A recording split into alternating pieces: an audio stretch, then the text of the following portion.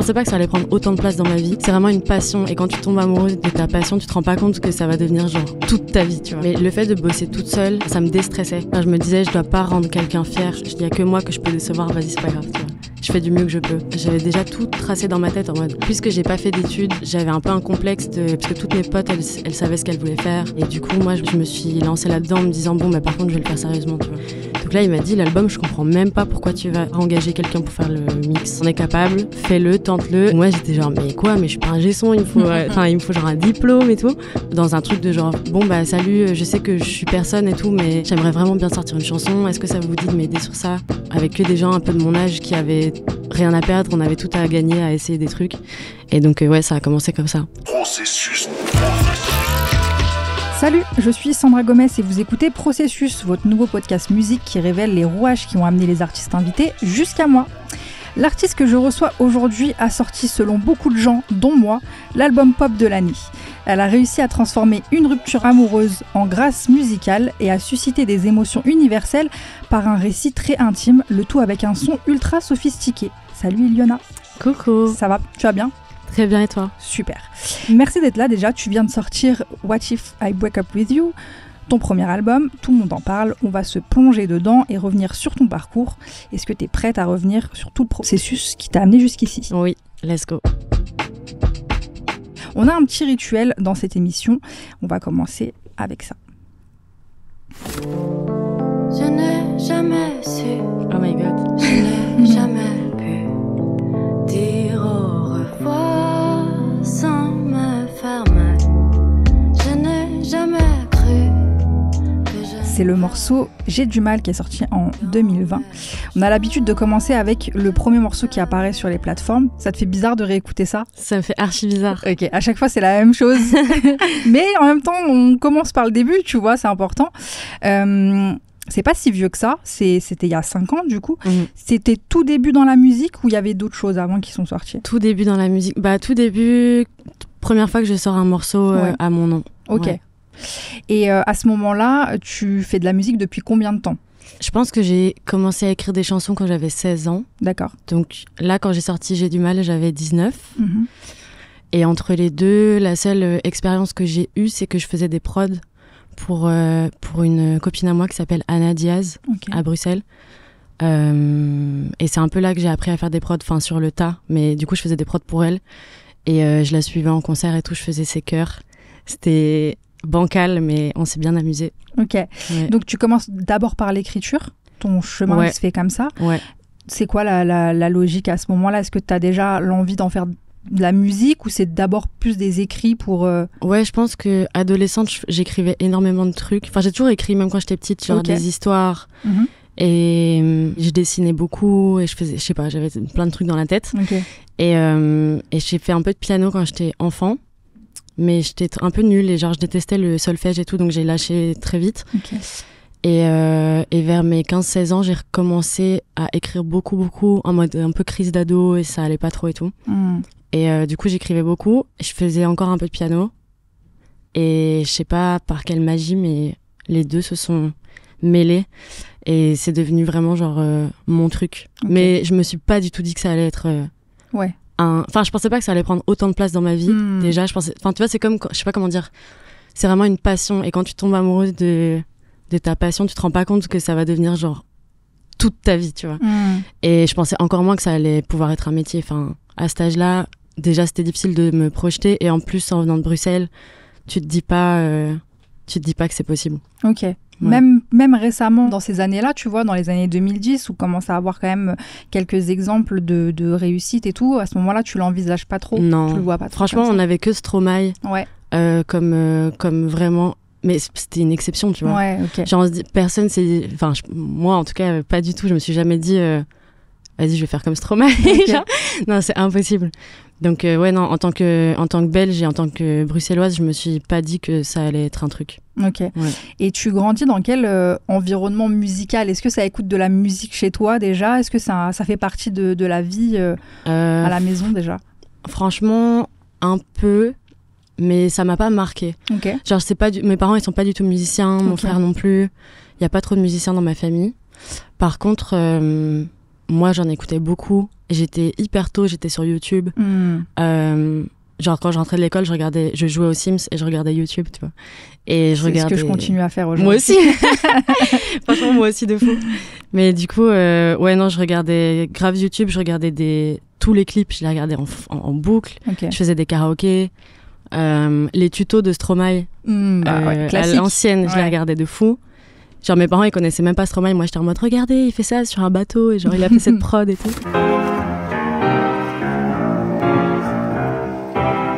On l'enregistre ?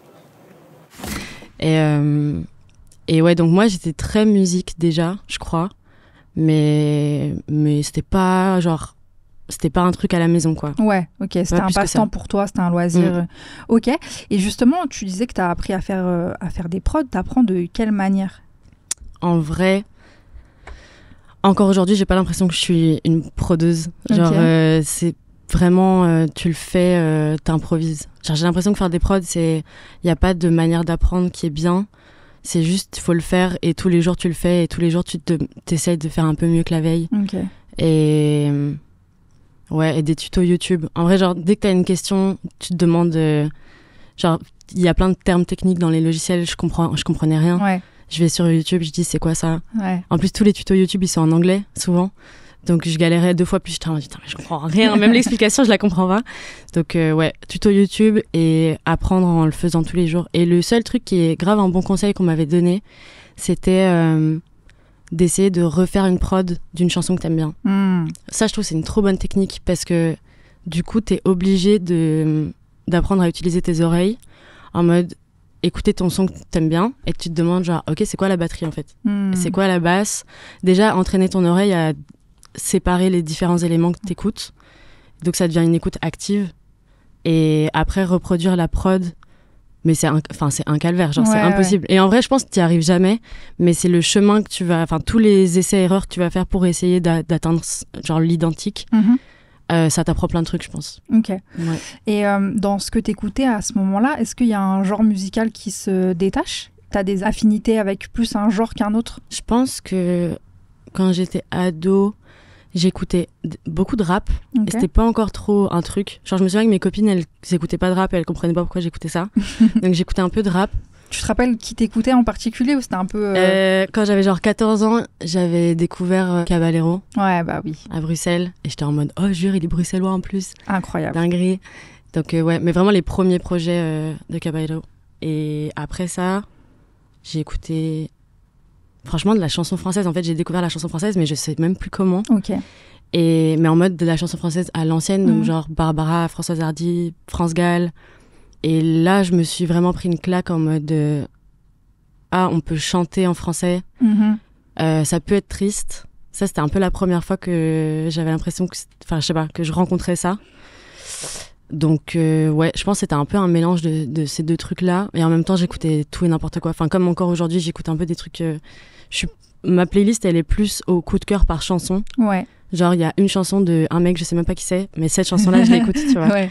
Et donc, je connais jamais le nom des artistes, mais par contre, j'ai des sons à eux dans ma playlist, je sais pas d'où. Il faudrait que tu nous partages ta playlist à un moment. Ouais. Du coup, tu disais que tu n'avais pas forcément cette vision d'en faire ton métier, mais au moment où tu enregistres ce morceau, tu es à quelle période de ta vie ? Du coup, tu as 19 ans, c'est ça ? Ouais. T'es entourée artistiquement et t'as une équipe avec toi ? Non. Et en fait, je faisais du coup mes prods. Enfin, du coup, j'avais bricolé des prods déjà pendant plusieurs années pour ma pote Anna. Ouais. Donc là, je me suis dit, en fait, vas-y, je peux le faire pour moi. Enfin, je sais pas. En plus, il y avait un peu un truc de... J'avais envie de sortir une chanson, mais ça fait quand même peur de fou. Mais le fait de bosser toute seule, ça me décomplexait, ça me déstressait. Genre, je me disais, je dois pas rendre quelqu'un fier. Ouais. Il y a que moi que je peux décevoir, vas-y, c'est pas grave, tu vois. Je fais du mieux que je peux. Et j'ai sorti, du coup, J'ai du mal en 2020, au moment où le confinement il a commencé, genre la 2e semaine je pense du confinement. Okay. Et puis je sais pas comment ça se fait, mais j'avais déjà tout tracé dans ma tête en mode 6 semaines plus tard je pourrais sortir cette chanson là, donc je l'ai finie entre temps et puis après je sortirai ce morceau là. Enfin, j'avais déjà un planning que tu t'es imposé à toi-même. Ouais, vraiment. Okay. Personne m'a demandé, genre. Ouais. Mais moi je le prenais au sérieux en fait, et je pense que puisque j'ai pas fait d'études, j'avais un peu un complexe parce que toutes mes potes, elles savaient ce qu'elles voulaient faire. Elles s'étaient inscrites à la fac et tout. Et du coup, moi, je me suis lancée là-dedans en me disant, bon, par contre, je vais le faire sérieusement, tu vois. Donc, je m'étais vraiment chauffée. En mode, j'avais contacté des gens qui faisaient de la photo, des gens qui faisaient des clips à Bruxelles. Dans un truc de genre, bon, salut, je sais que je suis personne et tout, mais j'aimerais vraiment bien sortir une chanson. Est-ce que ça vous dit de m'aider sur ça ? Et c'était vraiment des trucs d'entraide. Avec que des gens un peu de mon âge qui avaient rien à perdre. On avait tout à gagner à essayer des trucs. Et donc, ça a commencé comme ça. Ok. Et il y a d'autres moments, après on va un petit peu avancer dans ta carrière. Tu vas sortir 2 EP du coup qui vont se faire remarquer. Il y a d'abord Tristesse en 2021, puis Tête brûlée en 2022. Et il y a le morceau du coup sur l'EP Tristesse, Moins jolie, qui t'ouvre à un plus grand public. Est-ce que tout de suite, quand tu sors le morceau, t'as l'impression qu'il se passe quelque chose ? Non, en vrai, pas spécialement. J'ai l'impression que le morceau, il est sorti comme mes morceaux d'avant. Ouais. Je me suis dit, bon, voilà. Et en plus, Moins jolie, j'avais pas envie de le sortir de base, parce que je le trouvais trop... je sais plus. Mais j'étais en mode, c'est trop chanson française, je suis pas sûre et tout. Je l'assumais pas de fou. Enfin, j'en étais pas sûre. Ouais. Genre, j'étais pas... Je sais pas. T'étais pas aussi convaincue que les morceaux que t'as sortis là sur ton album, ouais, voilà. Tu vois, clairement. Ouais, c'est ça. Okay. Et j'étais un peu genre... J'avais l'impression que personne allait aimer, en fait. Ok. Donc, moi, elle me plaisait, mais j'étais en mode... Qui va vouloir écouter ça ? Je suis pas sûre, tu vois. Donc, on l'a sorti. Et sur le moment, rien de spécial. Mais en fait, les semaines et les mois qui ont suivi, elle a pris de l'ampleur plus vite et avec plus de gens que les chansons d'avant. Et en fait, c'est plus sur le long terme que j'ai réalisé qu'elle avait eu un impact. Ouais, elle a accompagné pas mal de gens. C'est encore un morceau qui est beaucoup écouté, qui fait partie de tes morceaux les plus écoutés. Donc je pense qu'il y a pas mal de gens qui arrivent à ce moment-là. T'as déjà cette écriture, cette voix aussi qui est bien à toi, mais pour moi, il y a un moment, il y a une vraie bascule au moment de la sortie du premier single de ton premier album dans lequel on va rentrer. On va s'écouter un petit extrait. Je ne vais jamais rentrer, n'attends pas à la maison. J'ai bien tout emballé, je savais que tu dirais pas pardon. Tu sais, je t'aime, mais j'ai froid. C'est le morceau Le Lapin, du coup, qui sort en juin 2024, si je dis pas de bêtises. Ouais. Et c'est un morceau qui surprend un peu ton public, parce que c'est différent de ce que tu as pu faire auparavant. C'est quoi la réception du titre ? Et est-ce que toi, tu le pressentais aussi de cette manière ? Tu avais l'impression de faire un truc différent à ce moment-là, ou c'était pas trop réfléchi ? En fait, j'avais pas vraiment d'attente. J'avais pas d'attente parce que ça faisait longtemps que j'avais rien sorti. Ouais. Je me suis maxi battue pour que cet album existe. Et donc, en fait, sortir ce single-là, c'était plus...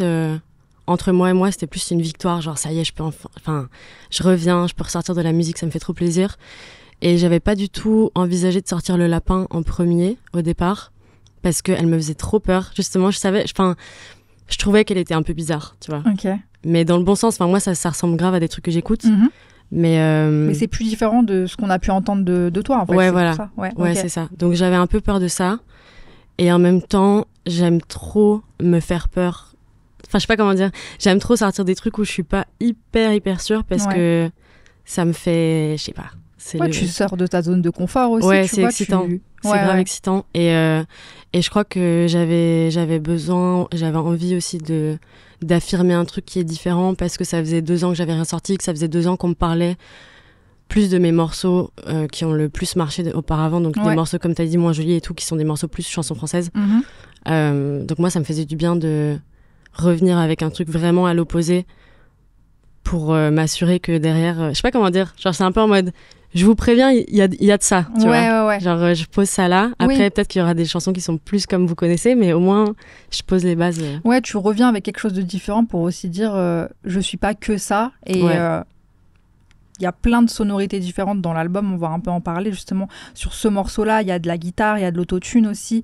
Et c'est différent, mais c'est juste que t'élargis ton univers, qui auparavant était... plus classique que ce qu'on peut entendre sur l'album. Et en fait, j'ai l'impression que ça va aussi avec... Il Il y a un sentiment d'affirmation sur tout l'album qu'on ressent. Alors même que tu parles de doute, tu parles de fragilité, on ressent quand même une certaine forme d'aplomb. Et je trouve que ça crée un équilibre qui est assez rare, justement, quand on parle de peine de cœur, comme tu racontes.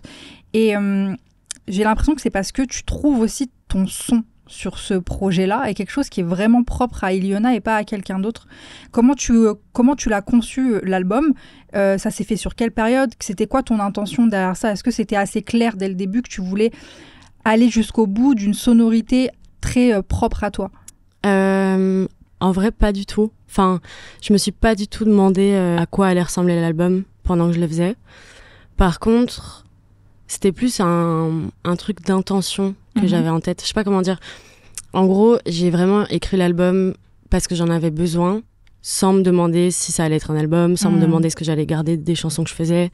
J'ai écrit énormément de chansons pour en garder qu'une dizaine, donc j'aurais pas pu préméditer à quoi ça allait ressembler le résultat final, tu vois. Ouais. Mais par contre, en termes d'intention et de texte, mais aussi même dans la couleur musicale, en gros, le seul truc que je m'étais vraiment mis en tête, c'est que je voulais pas m'en lasser une fois qu'il serait sorti, parce que moi je m'ennuie vite, donc souvent une fois que les chansons elles existent, je suis en mode vas-y c'est bon, elles m'ont saoulée, tu vois. Et j'avais pas envie parce que je trouvais ça, enfin c'est un truc que je vivais un peu mal de mes EP d'avant, donc j'avais vraiment envie là de garder que des trucs que j'allais assumer le plus longtemps possible. Ouais. Et ça passait par, dans le texte, être la plus sincère possible. Genre, il n'y a pas un mot qui est un peu dévié ou un peu romancé. Parce que je sais que c'est le genre de truc. Après, je me regarde, moi, du passé en me disant, vas-y, là, t'as trop menti. Genre, ça, c'est pas vrai. Tu te juges toi-même. Ouais, je me juge. Et musicalement, j'avais envie de les kiffer, de les trouver intéressantes longtemps, quoi. Enfin, en tout cas, qu'elles me plaisent longtemps, parce que je me lasse très vite des choses. Okay. Donc, elles ont vraiment dû passer les épreuves du temps. Genre, l'album, je l'ai écrit pendant 1 an. Okay. Après, j'ai fait tout l'arrangement, le mix et tout. Donc, en gros, je les ai trimballées pendant 2 ans. Celles qui sont restées, c'est vraiment celles que j'aimais encore un peu au bout de 2 ans. Toutes les autres, dès qu'elles m'ont saoulée, je les étège parce que je me suis dit, vas-y, je vais pas les aimer en fait longtemps et ça va être compliqué. Et au-delà de ce truc entre moi et moi, je voulais que ce soit le mieux possible. Et pour moi, c'était ce truc d'épuration en mode je trie parmi tout ce que j'ai fait. Jusqu'à garder le meilleur, quoi. Garder ce qui me paraît le plus intéressant, quoi. Ok. Et à ce moment-là, est-ce que tu es seule dans la conception de ce projet à 100% ? 100%. Ok. Ouais. Et c'est une envie, c'est toujours parce que... vu que moi je me dis, c'est mon interprétation, mais il y a aussi quelque chose de très pudique dans la musique que tu fais, il y a des textes qui sont très personnels. Est-ce que c'est une façon aussi de rester dans une espèce de safe place où tu as la pleine maîtrise de qui écoute ? Totalement. Ok. Totalement. Moi je fais rien écouter à personne pendant toute la conception. Même entre moi et moi, parfois je m'interdis de réécouter des trucs parce que je suis en mode, là t'es de mauvaise humeur, tu vas être trop méchante, tu vas pas aimer alors que c'est quand même peut-être bien et tout. Non, je suis hyper dure avec ma musique, donc je peux pas me permettre qu'il y ait quelqu'un d'autre en plus dans le processus, sinon ce serait encore pire. Enfin, ça veut dire qu'il faudrait que je sois contente, ce qui est déjà impossible.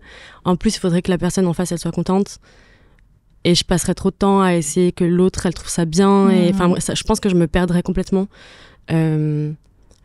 Et je pense que aussi je suis hyper timide et réservée, donc être seule dans la pièce, enregistrer seule, faire mes voix, recommencer autant de fois que je veux, c'est hyper nécessaire dans mon processus. Ok, mais ça passe aussi par le fait de savoir tout faire.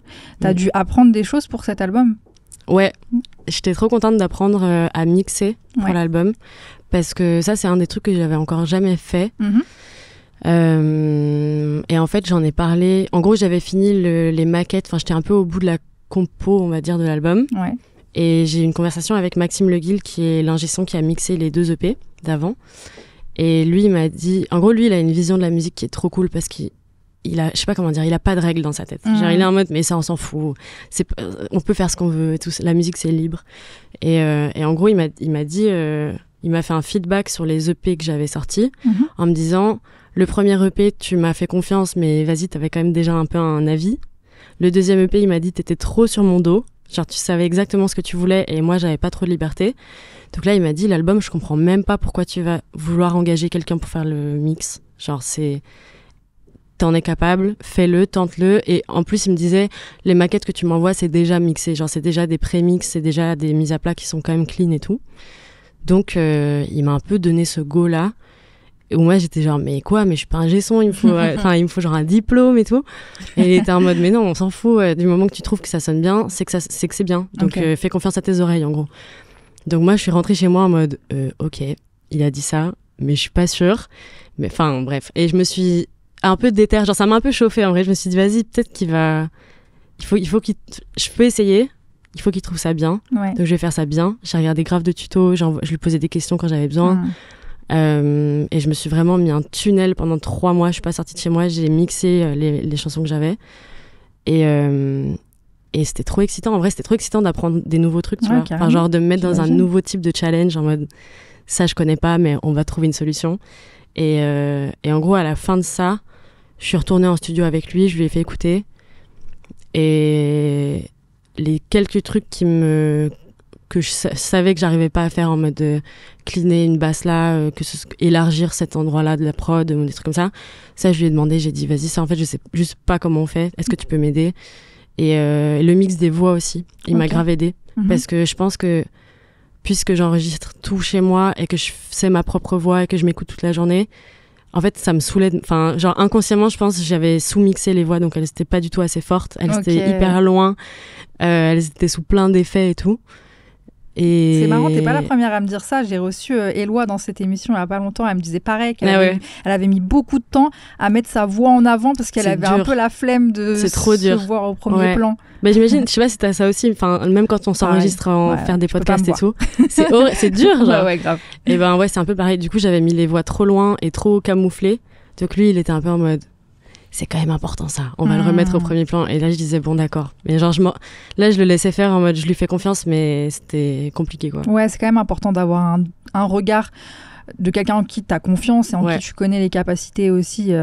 Maxime Le Guil, du coup, travaille dans un des studios les plus prestigieux de Paris, qui est rue Boyer, donc t'étais entouré des meilleurs, là pour le coup, c'est sûr. Mais c'est un truc que je trouve intéressant dans ton album, c'est qu'il y a vachement de texture en fait. Et justement, souvent, on parle de mix alors qu'on n'y connaît pas grand-chose, mais finalement, j'aime bien ton approche aussi de dire... si ça sonne à l'oreille, s'il y a quelque chose de spécial qui se passe dans ton oreille, ça suffit à être exprimé en fait. Ouais, grave. Et je me posais la question, est-ce que tu avais des références, est-ce qu'il y a des albums ou des artistes ou des morceaux en particulier dont tu t'appuyais pour justement concevoir le mix? Oui, j'avais dû arriver en studio et me dire, j'aimerais bien que ça sonne en même temps pop, accessible, donc assez lisse, très propre et tout, comme l'album RX de Role Model, que j'avais grave écouté l'année d'avant. Donc c'était une bonne rêve pour moi, surtout en termes de guitare et tout. Genre, en fait, je sais pas comment dire, genre il a des prods qui sont avec beaucoup de couches, mais ça paraît facile à écouter. Et ça, c'était vraiment le challenge que j'avais en termes de mix. Et en même temps, en termes de texture un peu spé, ce que j'ai grave écouté à cette période-là où je mixais, c'était l'album de Saya Gray, le QWERTY 1, je crois. Parce que le QWERTY 2, je crois que j'ai un peu décroché, mais QWERTY 1, j'étais genre... j'ai jamais entendu un truc aussi bien mixé de ma vie. Genre vraiment, j'étais choquée. Donc c'était un peu un espèce de... C'était mes deux grosses refs qui se ressemblent pas tant que ça, mais... Dans ma tête, ça a du sens. Et est-ce que tu préconises d'écouter ta musique dans certaines conditions ? Genre, il faut écouter avec un casque absolument, il faut écouter... Est-ce que toi, tu arrives à percevoir... Enfin, ce que je me dis, tu travailles tellement le mix, et comme plein d'autres artistes, vous travaillez tellement les mix pour qu'après, ça sorte sur du son dégueulasse d'une vieille enceinte, tu vois ? Est-ce que c'est pas un peu frustrant aussi, ce côté-là, des fois ? En vrai...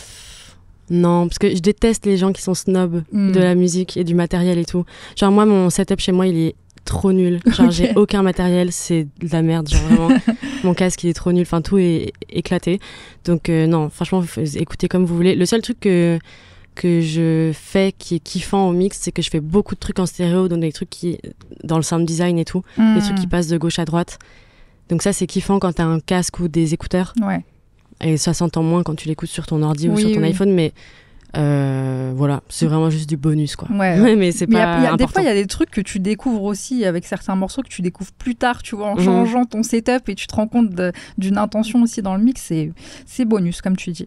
On va s'écouter un autre extrait de l'album. Et c'est triste, on se tire par le bras, on se pique, et ça peut pas être un poids.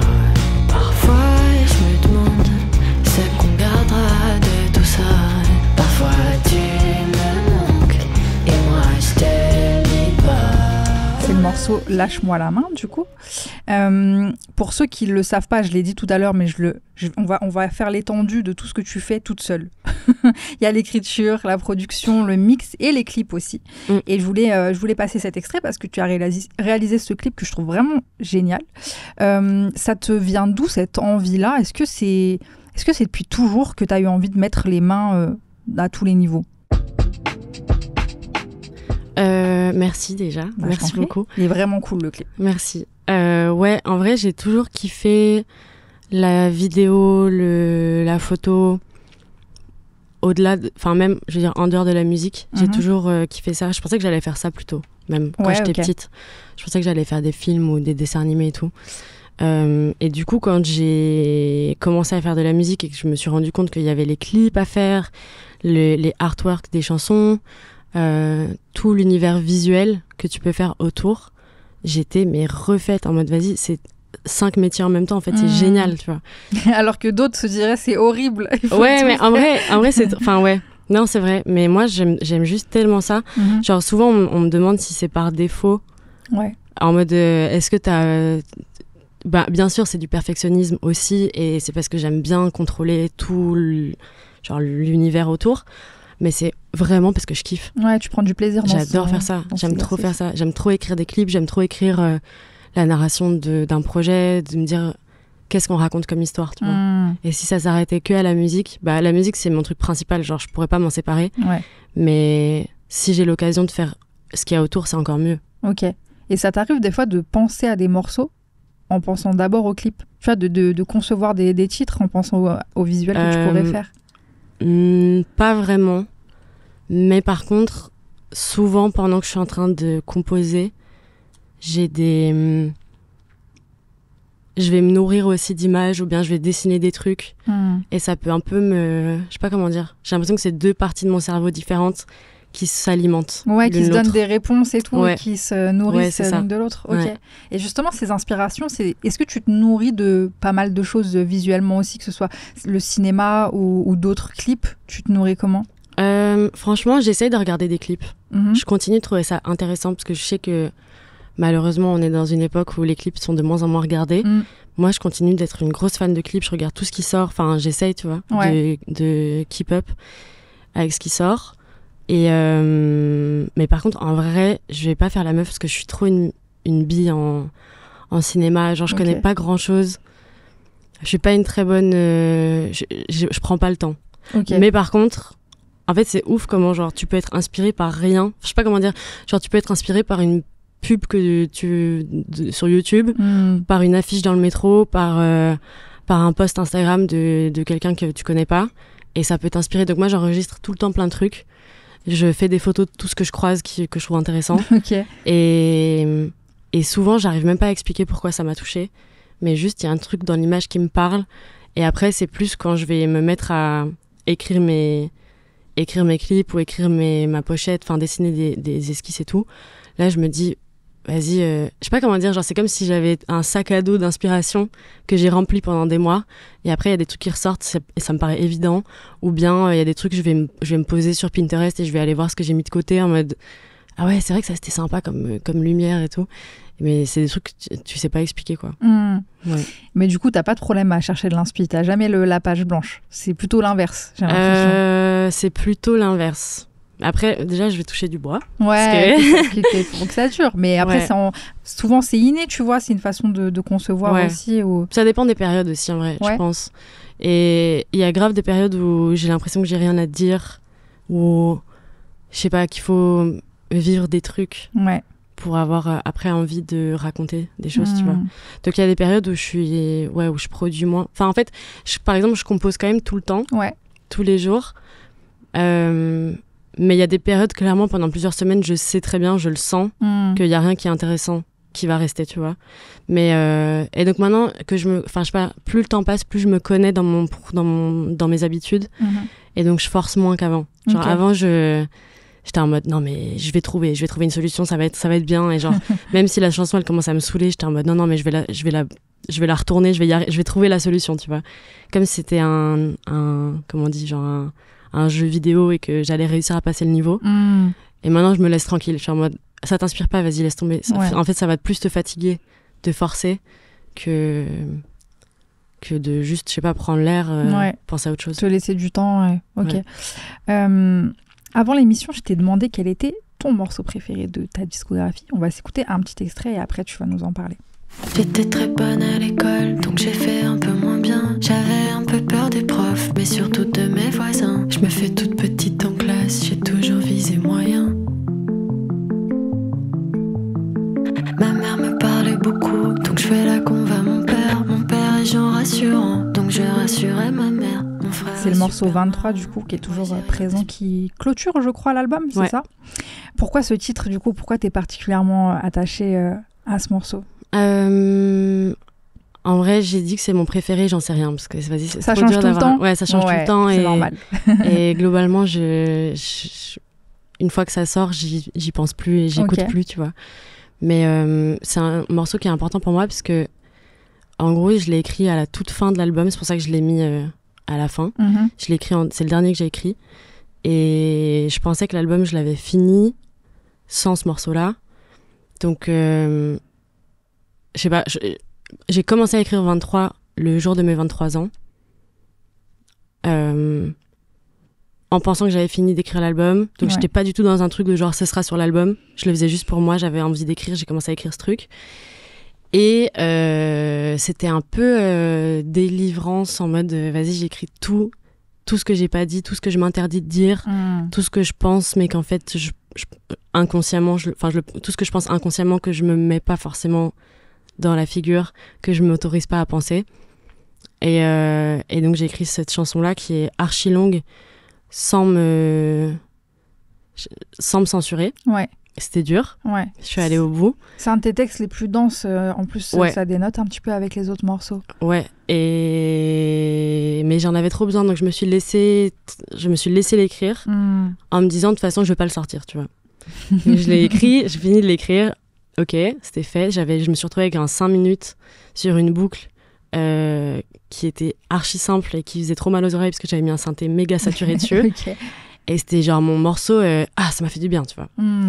Et en fait, après ça, je me suis chauffée à le proder.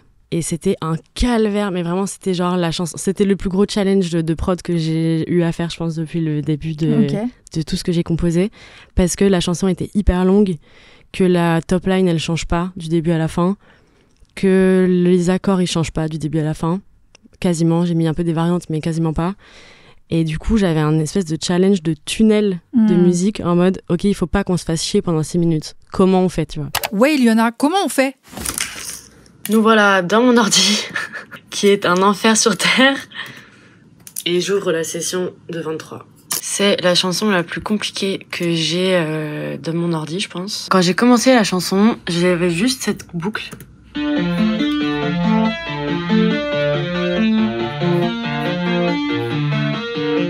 Et avec cette boucle que j'avais à l'infini, j'ai écrit le texte que je n'ai jamais retouché depuis. Donc c'était un peu en une fois. Et ensuite, du coup, le challenge, ça a été de rendre cette chanson pas ennuyeuse, parce qu'elle est super longue. Donc très vite, j'ai eu ma top line. J'étais très bonne à l'école, donc j'ai fait un peu moins bien. J'avais un peu peur des profs, mais surtout de mes voisins. Je me fais toute petite en classe, j'ai toujours visé moyen. C'est ça tout le long. Premier truc que j'ai trouvé, je pense, c'était dans le deuxième couplet. J'ai fait cette batterie. La grande vérité.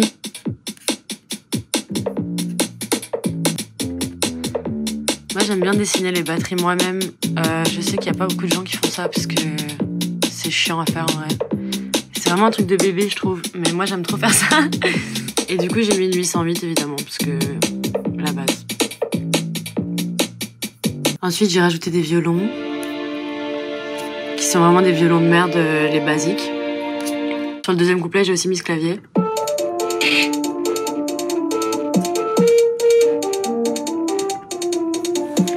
Moi, je dessine vraiment tout comme ça sur l'ordi directement. Genre, j'ouvre mon clavier et je dessine avec les touches, quoi. Du coup, à ce moment-là, je me suis retrouvée avec un problème, c'est que j'aimais que bien cette partie du son, donc le couplet 2. Les refrains, c'était très simple, il y avait rien quasi. Et j'aimais pas la fin et j'aimais pas le début. Du coup, le clavier, en fait, il m'a saoulée, donc je l'ai remplacé par un clavier plus doux pour commencer. Et il y a rien d'autre au début. Puis il y a les violons qui rentrent.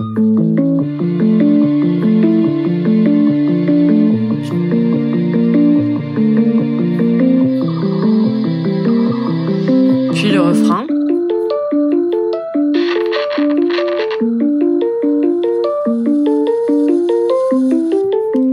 Et là, il y a les autres synthés qui commencent à s'ajouter. Il y en a que je mets à droite, il y en a que je mets à gauche. Je travaille tout le temps en mettant des trucs de chaque côté.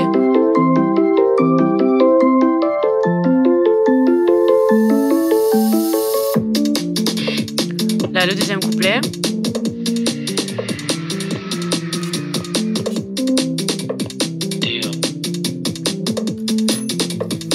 Les violons qui reviennent.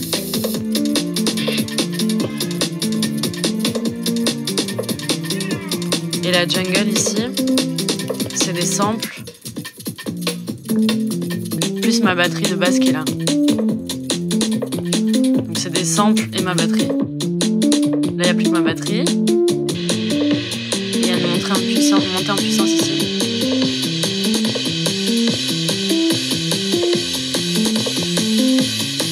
Deuxième refrain.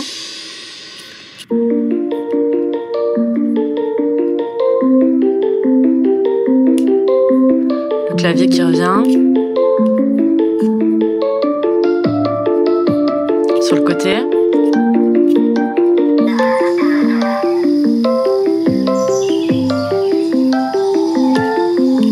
Et là, la troisième partie, je me suis pris la tête de fou, j'ai changé d'avis 50 fois parce que je savais pas ce que je voulais. J'ai fini par diviser en deux le rythme. Et ce que j'ai mis, c'est des claviers ambiantes qui sont ici, que j'ai dessiné moi-même. Une batterie qui est où? Qui est là et là.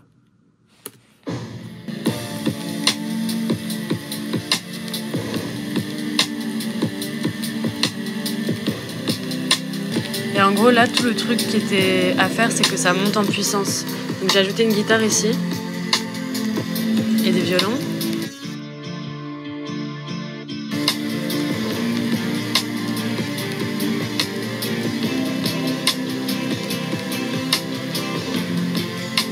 La 808 qui revient là.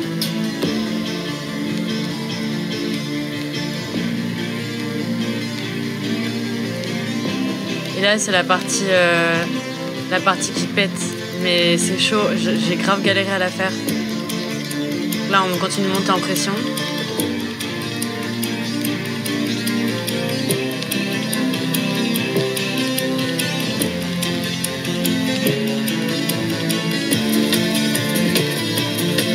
Là, c'est le bordel.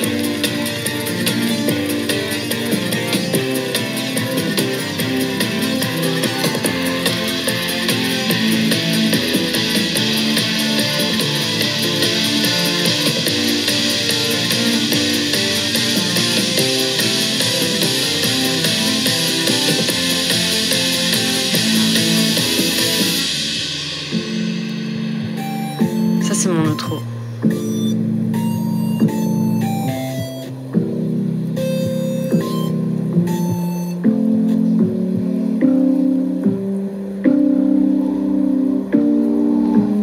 Et en gros, je voulais qu'elle colle avec l'intro de l'album. Donc ça, c'est l'intro de l'album que j'ai resamplé.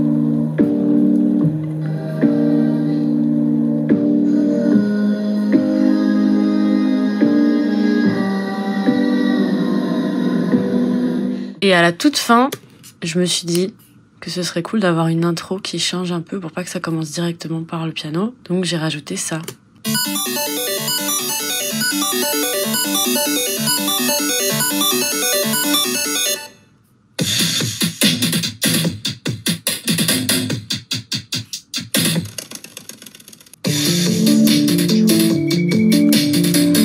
Et du coup, le truc final que j'ai fait qui m'a fait trop kiffer, c'est de mettre du sound design partout. Donc là, on peut voir que si on ouvre, il y en a partout tout le long de la chanson. Tout ça, c'est du sound design. Donc si je le mets en solo, genre rien que l'intro. Calibrating system control.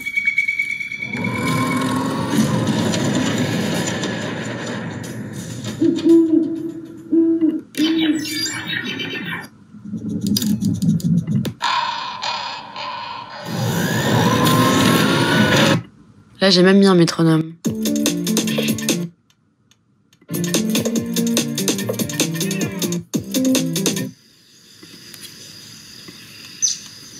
Je mets des bruits d'oiseaux, des bruits de forêt, beaucoup de bruits d'ambiance et de bugs.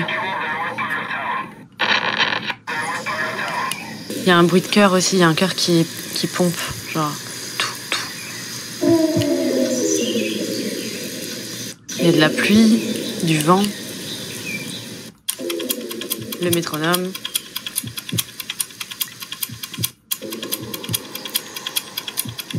Et voilà.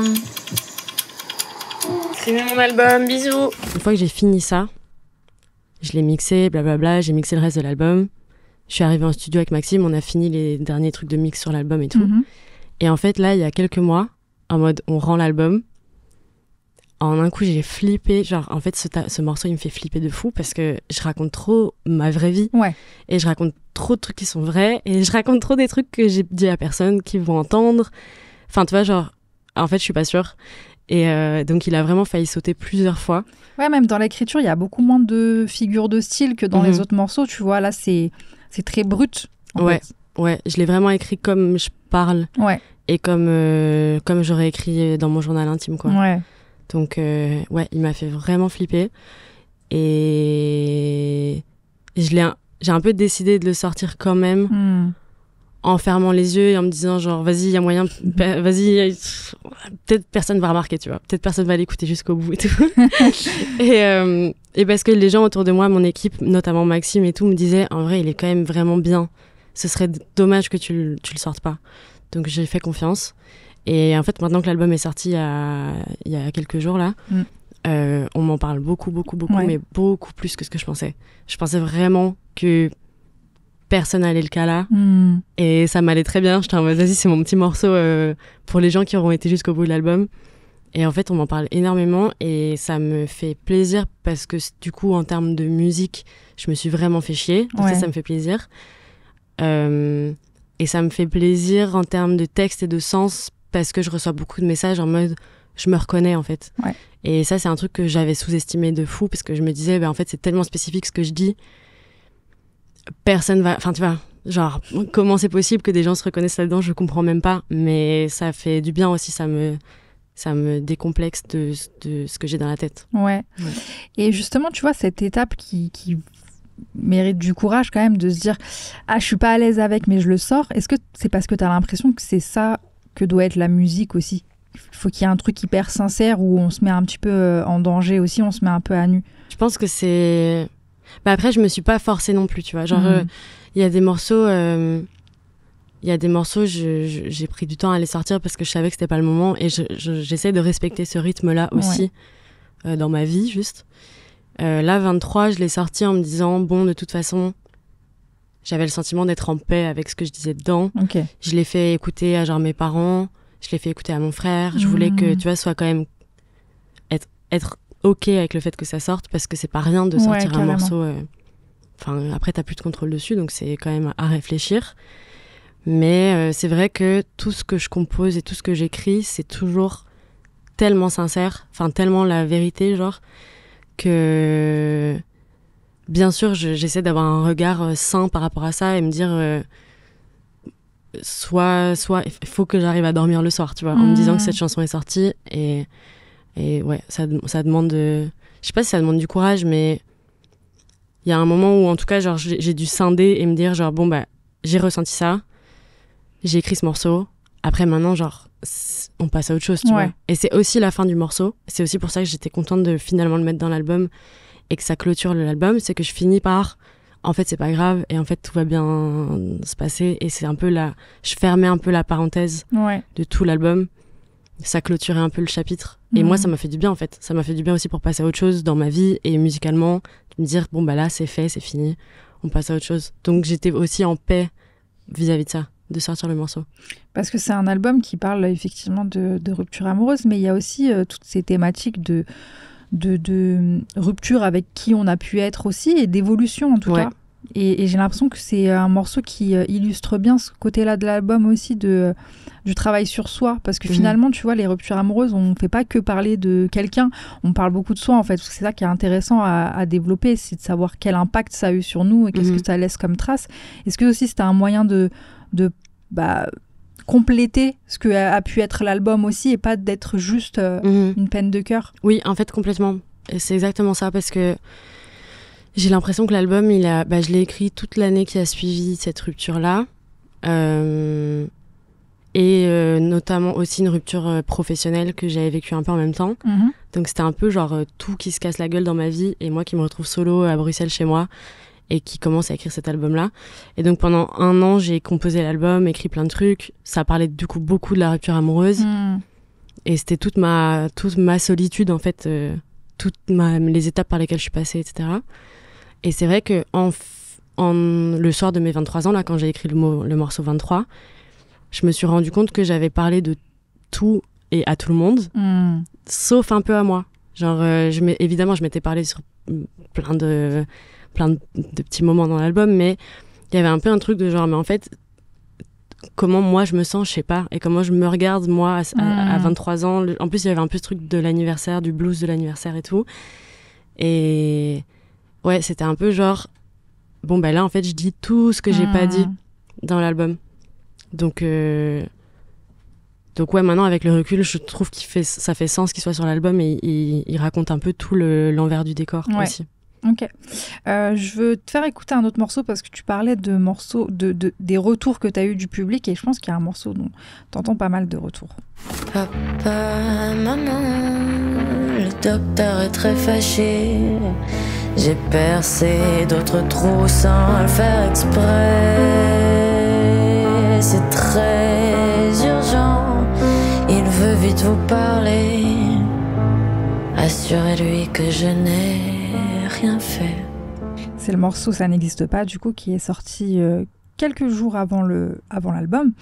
Et justement, tu parlais du fait que des fois tu racontes des trucs très personnels et tu t'attends pas à ce que ça touche les gens de manière aussi précise.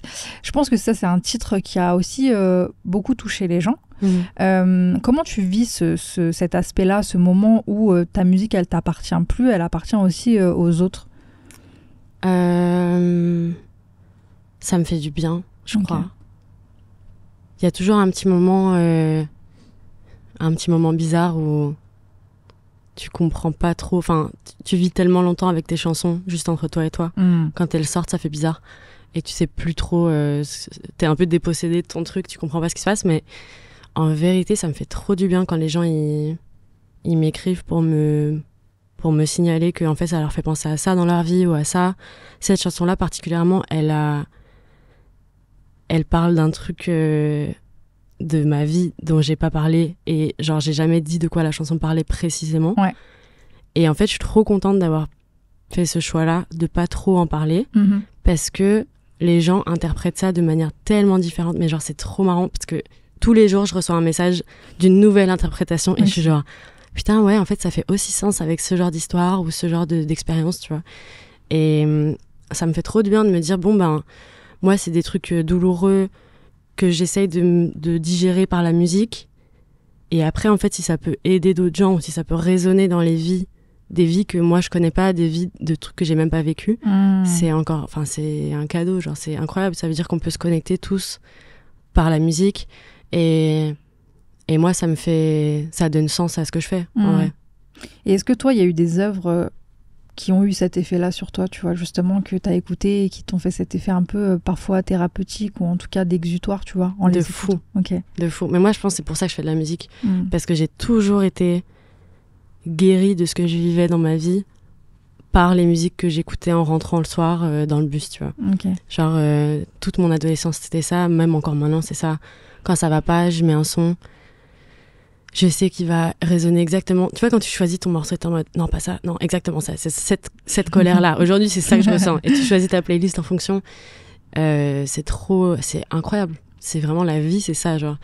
Et du coup, ouais, je pense que j'ai toujours voulu apporter ça à ma manière, apporter ce truc-là dans la musique en me disant, bon, ben, si je peux aider une personne dans le bus qui rentre de sa journée de merde, trop bien, tu vois. Ouais. Au moins, ça servira à quelque chose. Ok. Et toi, c'est un sentiment dans lequel tu es à l'aise, justement, le fait d'aller chercher la tristesse parfois. Parce que des fois, c'est un sentiment aussi qui peut être, c'est contradictoire, mais qui peut être confortable aussi d'aller choisir son morceau triste dans lequel on va s'enfermer, on va vivre des choses. Est-ce que c'est un truc aussi que tu vis comme ça? Ben moi, j'ai l'impression que ça me libère d'écouter un truc triste quand je suis triste. Et je pense que c'est prouvé que ça fait vraiment du bien, genre chimiquement, d'aller vraiment deep down dans un sentiment triste ou dans un sentiment de colère par la musique, par les médias, par le cinéma et tout. Et après, je sais pas, ton cerveau, il équilibre et il te renvoie d'un truc de bonheur où tu te sens mieux, tu vois. Et du coup, ouais, non, j'ai pas l'impression que ce soit... je l'ai jamais vu comme une habitude malsaine de me complaire dans un truc. Même quand je fais de la musique, tu vois, genre... Si je passe une bête de journée, je vais pas avoir forcément besoin ou envie d'exprimer quoi que ce soit de négatif dont je dois me libérer. Donc je vais pas forcément écrire un texte ce soir-là, tu vois. Par contre, les jours où ça va pas, c'est ma seule manière de m'exprimer, c'est d'écrire un truc ou de composer. Parce que je suis pas du genre à appeler mes copines quand ça va pas. J'ai du mal à me confier. Je suis très... Introvertie, ouais, je pense. Donc, mon endroit où je peux vider mon sac, c'est dans la musique. Et après, ça fait que le lendemain, je vais de nouveau trop bien, tu vois. Dans le morceau 23, tu parles de contrat. Et justement, qu'est-ce qui a changé aujourd'hui? Je sais que tu as créé ton label, du coup. Ça s'est passé à quel moment? Qu'est-ce que ça a changé? Pour les néophytes, concrètement, qu'est-ce que ça change dans la vie d'un artiste? Ça change tout. Ça change tout. C'était compliqué de changer de setup, on va dire. Donc ça a pris du temps. Faut s'accrocher. Faut y croire. Franchement, souvent t'es la seule personne à y croire, mais vraiment il faut continuer d'y croire parce que même mon avocat, il était en mode il faut lâcher maintenant, il faut s'arrêter. Moi j'étais genre non, on va y arriver et tout. Et il faut y croire. Faut s'accrocher, c'est chaud, c'est dur, c'est chiant, parfois on est bloqué et tout, mais je pense qu'on mérite en tant qu'artiste d'être reconnu, payé comme il faut et dans un setup qui nous ressemble. En gros, ça veut dire il y a des setups pour chaque typologie d'artiste, tu vois. Juste moi, j'étais pas dans le bon, donc maintenant je suis hyper fière d'être dans un truc qui me ressemble et qui ressemble à ma manière de travailler. Ok. Et qu'est-ce que tu conseillerais à des jeunes artistes justement qui connaissent pas trop l'envers du décor ou l'industrie, comment elle fonctionne, etc. Comment se renseigner, comment savoir justement qu'est-ce qui te correspond? Franchement, j'ai l'impression qu'on est une génération où on se parle plus que les générations d'avant. Maintenant, tout le monde raconte un peu ses trucs. Entre artistes, on s'entraide. Faut pas hésiter à se parler, en fait. À se parler, poser des questions, etc. Grave. Et genre à se conseiller des trucs, à s'apprendre des trucs. En vrai, c'est une industrie qui est assez compliquée à comprendre. Mais le savoir, c'est la liberté. Donc il faut apprendre le plus possible. Et je pense juste se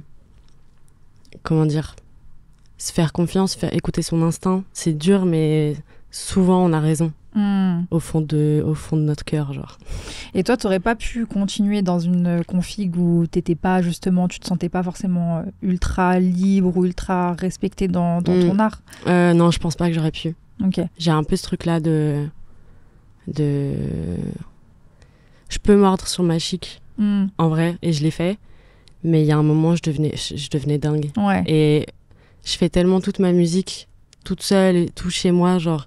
Ça faisait aucun sens, la config, elle faisait pas de sens avec la manière dont je bossais. Ok. Dans cette émission, on a des petites interventions extérieures et j'ai quelqu'un qui voulait te poser une question. Salut Liona, j'espère que tu vas bien. Arrête. J'avais une question à te poser puisque je sais que tu as fait peu de concerts et que ta tournée va arriver, tes 2 Olympias vont arriver. Et je voulais savoir comment tu les préparais et à quoi on peut s'attendre quand on va venir te voir en live. Allez, bonne journée, bisous. Oh non, il est trop mimi. Ah, il est adorable. C'est Giorgio qu'on salue. Oh, le best. Qui vient d'annoncer en plus une très belle date à l'Adidas Arena en janvier 2026. Déjà, je crois que c'est quelqu'un que t'aimes beaucoup, dont t'écoutes la musique. De ouf. En vrai, c'est une dinguerie puisque Giorgio, c'est un des premiers concerts que j'ai vus de ma vie. Ok. Je suis allée le voir en 2016 à la Cigale. Ok. Mais en 2016, moi, du coup, j'avais 15-16 ans. J'étais à Bruxelles. On était descendus entre meufs avec le père d'une de nos copines en voiture pour le concert. Et ils nous attendaient dans le café à côté. Ils sont géniaux, vraiment, c'est Didier, papa. Merci. Merci Didier. Merci Didier le boss. Et on a vu le concert et après on a acheté un t-shirt. J'ai toujours le t-shirt. Et après on est rentré à Bruxelles. Donc on était déter, genre vraiment on était très déter. Trop stylé. Et c'est un des premiers concerts que j'ai vu. Et maintenant c'est une dinguerie de me dire... C'est lui qui te pose une question sur tes concerts. N'importe quoi. Genre. N'importe quoi. Mais ouais, en vrai j'ai trop hâte de la tournée. Je réalise pas trop que je vais jouer à Paris. C'est ma première date à Paris. Et c'est un Olympia. Il est complet, donc on en a mis un deuxième. Enfin, c'est fou. Qu'est-ce qui se passe? Qu'est-ce qui se passe? Et pareil, à Bruxelles, là, on a rajouté une ancienne Belgique, donc c'est de la folie. J'ai trop hâte. Franchement, il faut venir voir ça. Je pense que ça va être intense parce que les 4, elles s'enchaînent. Ça va être très marrant. Et Giorgio, en plus, il me fait rire parce qu'il m'a écrit vraiment genre il y a 3 jours en me disant tu vas être épuisé. Genre. Il m'a vraiment dit courage, force à toi. Il t'a prévenu. Ouais. Toi, tu l'imagines comment tu vas mettre en scène sans dévoiler tous les secrets, bien sûr, mais comment tu imagines ça? Parce que effectivement, c'est une musique qu'il faut savoir mettre en scène pour que le public le vive, tout en restant un peu une expérience intime, tu vois, parce que ce que tu racontes, c'est aussi une expérience individuelle. Comment tu penses à ça? C'est trop mignon parce que j'ai beaucoup de commentaires de gens qui me disent qu'ils ont acheté leur place pour venir solo, ou genre qui commentent les trucs en mode « Je serai toute seule au premier rang si quelqu'un veut se joindre à moi ». Et genre, il y a des gens, ils font des groupes ensemble et tout, genre c'est trop chou. Donc je suis trop contente. En vrai, les gens qui me suivent un peu, ils savent que moi, je suis... timide et solitaire et introvertie et anxieuse et tout. Donc, ils se reconnaissent, ils sont en mode « Je suis aussi anxieuse, mais je vais quand même venir. » Donc, en vrai, je suis très... j'ai l'impression qu'on va être que entre gens comme ça, donc ça va être mimi de toute façon. Trop bien. Il y a peut-être des gens qui seront là pour leur premier concert, tu vois, des gens qui... Ce serait trop bien. Ça va être génial. Ouais, en vrai, j'ai hâte d'être avec mes musiciennes sur scène. On va être que des meufs. Trop bien. C'est important pour moi. Je trouve ça important de manière générale. Et j'ai trop hâte d'écrire un show comme je l'ai dans ma tête. Trop cool. Et justement, moi, je veux décomplexer les gens. Aller en concert solo, mais c'est tellement une vraie expérience. Ouais, je le fais tout le temps. Ouais, c'est génial. J'adore. C'est vraiment, décomplexez-vous de ce truc-là. Même aller au cinéma, c'est vraiment... incroyable. C'est des expériences... Franchement, j'aime trop être concentrée sur ce que je suis en train de vivre là. Il n'y a personne qui te parasite et puis tu te fais, et surtout, ton film, quoi. Tu suis ton truc en mode... j'en ai marre. Cette chanson, elle me saoule. Vas-y, je vais acheter des chips. Exactement. Puis tu reviens et tu déranges personne. Tu fais ta live. Non, ça va être trop bien. Je t'ai demandé également un moment qui t'a particulièrement touché et inspiré. Et on va se regarder un petit extrait et on en parle juste après. The jury prize goes to Mommy by Xavier Dolan. Je veux profiter de cette tribune pour m'adresser à ma génération et à Jane Campion. The Piano is the first film I watched, and it was the first of many, many films I would watch. Some define who I am and what I love, but few changed my life in the way that your piano did. Your piano made me want to write roles for women, beautiful women with soul and will and strength. Not victims, not objects. A word for people of my age, my generation. Despite people who are entitled to their own tastes and will dislike what you do, some will dislike who you are. But let's hold on to our dreams because together we can change the world, and the world needs to be changed. Touching people, making them cry, making them laugh. There are no limits to our ambitions except for the ones we build for ourselves. En bref, je pense que tout est possible à qui rêve, ose, travaille et n'abandonne jamais. J'ai des frissons. Ah ouais. Ah, c'est trop beau. Waouh, j'ai des frissons. Du coup, c'est le discours de Xavier Dolan au Festival de Cannes pour le film Mommy. Pourquoi ce moment en particulier ? Je me souviens très bien d'avoir regardé Mommy un soir en rentrant de l'école, toute seule, dans le noir. Trop bizarre, je sais pas pourquoi j'ai fait ça, mais... Et je me suis pris le film, mais en pleine gueule. Je pense que c'est la plus grosse claque de tous les temps que j'ai pris. Musique, film confondu. J'étais genre à 20 cm de l'écran de la télé et j'étais genre choquée du début à la fin. Et en fait, je me suis tellement pris le film qu'après, je me suis un peu intéressée à lui, que je connaissais pas du tout, Xavier Dolan. Et en fait, il a pas fait d'études. Ouais. Il était archi jeune pour gagner des prix pareils. Et ce discours, il m'avait... Je sais pas comment dire. Ben, rien que là, en vrai, en l'écoutant, en vrai, c'est un beau discours, il est hyper émouvant. Ouais. Mais le côté autodidacte qui s'autorise à rêver grand et à avoir envie d'écrire son truc, de raconter ses histoires. En vrai, c'était un film bizarre pour l'époque. Genre, je me souviens, il y avait des codes où il se faisait kiffer, où il racontait d'une manière différente. Je sais pas, ça avait... en même temps, ça a grave marché, donc... C'est un putain de film, genre. Bien sûr. Voilà. Mais c'est vrai qu'il a pu être décrié aussi par moments par le monde du cinéma qui parfois le voyait pas d'un très bon œil aussi. Tu vois. Et je pense que ça m'a... Je sais pas, il y a des gens comme ça, ça peut être des profs à l'école, des gens comme ça, ils t'ouvrent des cases dans la tête de genre, ah mais ça en fait, si tu veux, tu peux faire ça. Genre ça, c'est pas interdit. Et j'ai l'impression que lui... Il a eu ce rôle-là dans ma vision de l'art de manière générale et ma vision du monde du travail. En me disant, en fait, ce mec-là, il a décidé qu'il allait faire des films. Personne lui a donné l'autorisation, mais il l'a fait, tu vois. Et ça, c'était trop inspirant. Je pense qu'il adorerait ta musique s'il la connaît pas encore. On va tout faire pour créer un chemin entre nous. Ce serait génial. Je sais pas si tu as vu un de ces films qui s'appelle Les Amours imaginaires. Bien sûr. Extraordinaire. Ouais. Extraordinaire. Et je trouve que moi, c'est un de mes films d'amour préférés, justement, parce que c'est montré d'une manière très différente. Ouais. Avec, il n'y a pas ce côté très cheesy qu'on peut s'attendre, tu vois, dans une comédie romantique. C'est parfois très triste, très, très dur. Et en vrai, ça me fait penser aussi à ta musique, tu vois. Montrer une rupture amoureuse, montrer l'amour d'une manière qui parfois est très crue, mais c'est comme ça la vie aussi, tu vois. Donc je trouve qu'il y a quelques liens, en tout cas, qui se font entre le cinéma de Xavier Dolan et ta musique. Merci. Et c'était trop inspirant ce discours. En vrai, je l'avais oublié, mais ça fait déjà 10 ans. Et c'est une vraie inspiration, je la comprends. On arrive au terme de cette émission. Merci beaucoup, Iliona, d'avoir été avec nous. C'était trop intéressant. Écoutez vraiment cet album What If I Break Up With You. Vraiment, je le disais en intro, un des albums pop de l'année. Pour ma part, j'écoute beaucoup de musique, mais j'avoue que j'ai besoin d'aspérité, j'ai besoin de nuances et de textures et de récits un peu différents quand j'écoute de la pop. Et justement, je trouve que tu apportes vraiment un vent nouveau. Et t'es pas la seule à faire ça, mais en ce moment, j'ai l'impression qu'il se passe vraiment quelque chose autour des artistes féminines. Et voilà, vous êtes trop fortes. Donc, on continuera de vous suivre et on viendra vous voir en concert surtout. Quant à moi, j'ai confectionné une playlist qui regroupe les essentiels d'Iliona et tous les morceaux dont on a parlé dans cette émission, que vous pouvez retrouver dès maintenant sur les plateformes d'écoute. Et c'est ce que je ferai pour chaque épisode. C'était Processus, le nouveau podcast musique de Combini, disponible sur toutes les plateformes d'écoute et sur YouTube. Merci de soutenir cette émission, abonnez-vous, mettez des étoiles sur les plateformes d'écoute et des commentaires sur YouTube. On se retrouve dans 2 semaines pour un nouvel épisode. Bye. Et ne partez pas tout de suite. Cet épisode de Processus est maintenant terminé. J'espère que vous avez passé un bon moment avec nous. La bonne nouvelle, c'est qu'on vous livre un nouvel épisode dans 2 semaines. Parce que Processus, c'est tous les 15 jours, un mardi sur 2. Abonnez-vous et mettez des cœurs en commentaire. Bye. J'ai trop kiffé. J'espère que ça t'a plu. Ah ouais, grave. Trop bien. Putain, il m'a mise bien le discours de... Le dernier, là, waouh, ouais.